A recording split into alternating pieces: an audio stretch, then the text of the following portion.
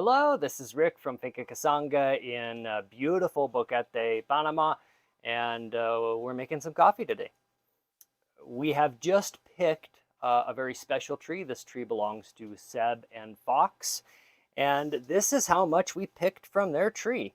That's actually quite a bit for one picking, especially early in the season, which is right now. But they had a lot of coffee that got ripe at the same time. And we need to process this, and we need to process it pretty soon here because we don't want it to get bad. We don't want things to start growing on it. Seb and Fox have decided that they want wet processed coffee, which is fine. And so the way we're going to do this is we're going to take the skins off, and then we're going to soak the bean in water to get rid of the mucilage for drying, and there's some other steps there. But for right now, the most important part is taking the skin off of this cherry. This is kind of a lot to do by hand. This is a pretty small batch, but still, I'm not going to do this by hand. We have a machine for this. This is called a depulper. They've actually been around for quite a while. This is really the same kind of equipment that a true factory would use. Theirs is a little bit bigger than ours, but this is the perfect size for us because it lets us do these really, really small batches. And it's a pretty simple design. You pour your coffee cherries in the top, and then you crank the handle.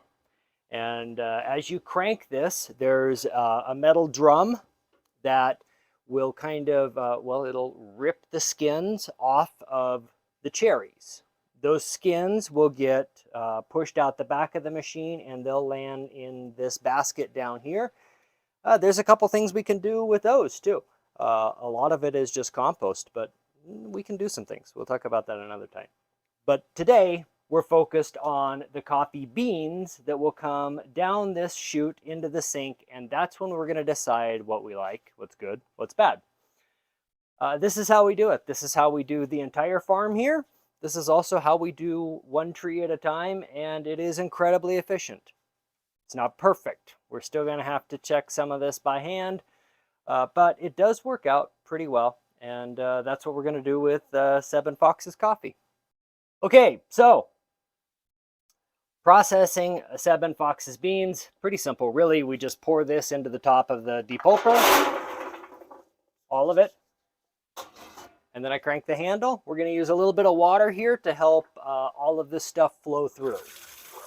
So put a little water in the top.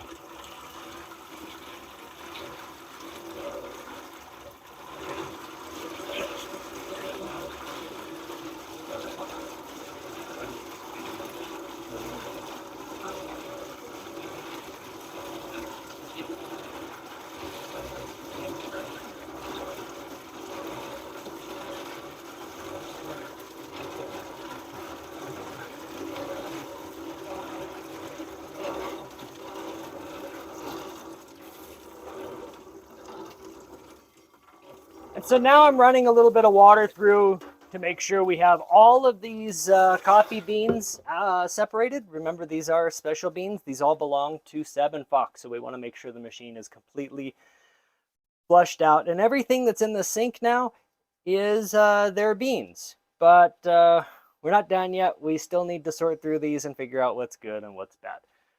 That's the next step. So beans that are floating are bad. And there's a couple reasons that could happen. This bean looks fine.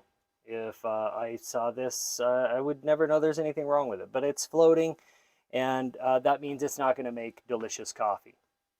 And if we cut this open, we will probably see that the inside is mostly empty.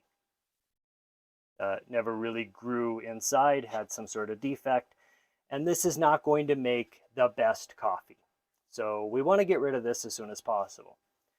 There's another reason that coffee floats, and that's because of an insect. So there's an insect called the coffee borer beetle that bores into coffee beans and lays eggs and makes more beetles. That's all they want to do. But unfortunately, the coffee doesn't taste as good when they do this. And so we want to get rid of these. And it turns out most of the time at least, if there's a beetle in there, it will float.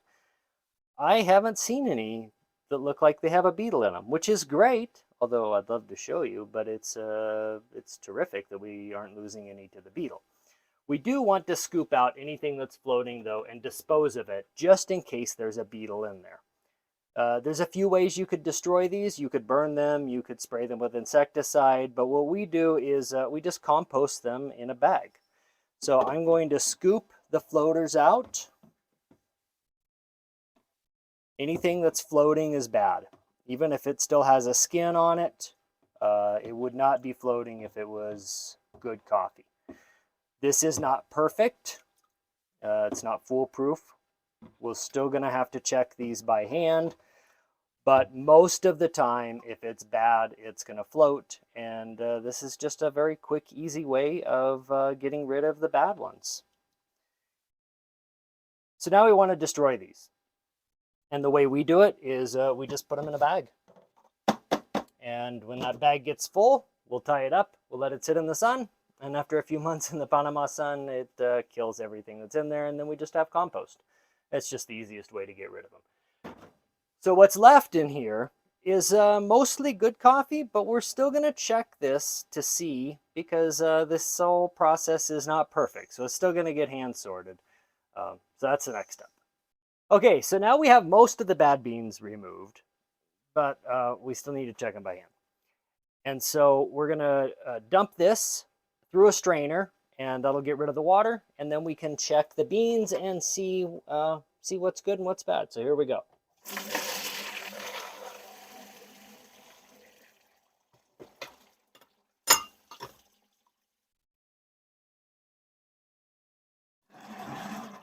So this is Seb and Fox's pick, their first harvest. Every once in a while, we'll accidentally get a green one in here. We don't want to make this into coffee. It's not going to be great. So we get rid of that. Sometimes there's some skins that just slip through. That's fine, but we want to get rid of them also. And then sometimes there's going to be some that just didn't peel correctly. So we'll go through this by hand and we'll peel these. And this takes a lot of time. Larger batches, we do this on a big sorting table. Smaller batches, we normally do it just like this, and we'll go through and make sure that all of these beans are perfect. We're also going to be checking for any other kinds of defects in them. So every once in a while the machine will damage one. We'll remove that. Every once in a while we'll see one where a beetle has damaged it, but not enough to make it float. And so there's a lot of hand processing in this. We do this with larger batches also, but I would say it's going to take me about 15 to 20 minutes to go through all of this and figure out what's good and what's bad. And that's part of why coffee is so labor intensive. And I'll do this on my own. I'm not going to make you watch all of that. But that's how we find whatever slipped through all of these steps. If you've done a good job, it shouldn't take too long, but you're always going to spend a little bit of time checking this out. So I'm going to sort this out, and then we're going to go on to the next step. So now we have the beans sorted. Did not take quite as long as I thought, because I convinced my wife behind the camera to help me out. So we now have them separated, and in quite a surprise, I actually only found one bean that has a beetle in it, which is truly remarkable for a batch this size. I'm hoping this is a sign of things to come. Hopefully the rest of our season is this good. But if we look here, we can see there's a tiny little dot there on the end. This is where the beetle went in and is eating this and laying some eggs. If we look inside, I don't know if we'll see much, but we can see some damage to the bean. And this isn't what we want to make our coffee out of. All of this depends on what you're trying to make. But we're trying to make something special, so we do want to get rid of as many of these as possible. And I'm shocked that this is all we had, but that's a great news. This is Seb and Fox's coffee. For those of you that don't know, Seb and Fox have their own coffee tree here, which I know sounds a little silly. But we do this for lots of people every year. All of these are individual batches of coffee for individual trees that belong to people for one season. They get to share in all of this fun without doing all the work. Anyway, so Seb and Fox is number 30. The W means that it's wet process. And so now that this has the skins removed, we want to get rid of the fruit that's still left on here. That's how you make wet process coffee. And it turns out if we soak this in water for a few days, that mucilage, that fruit that's still stuck on the bean, will come off, and it will mean that the coffee dries much faster and has a little different flavor that Seb and Fox prefer. So we're going to put this in water. And over the course of, it depends on the weather, but usually 2 to 3 days, there's a fermentation process that will happen that will cause that fruit layer to start to slough off of the beans. And when that is done, we can then take them to the drying house. So they're going to sit like this for a couple days or so.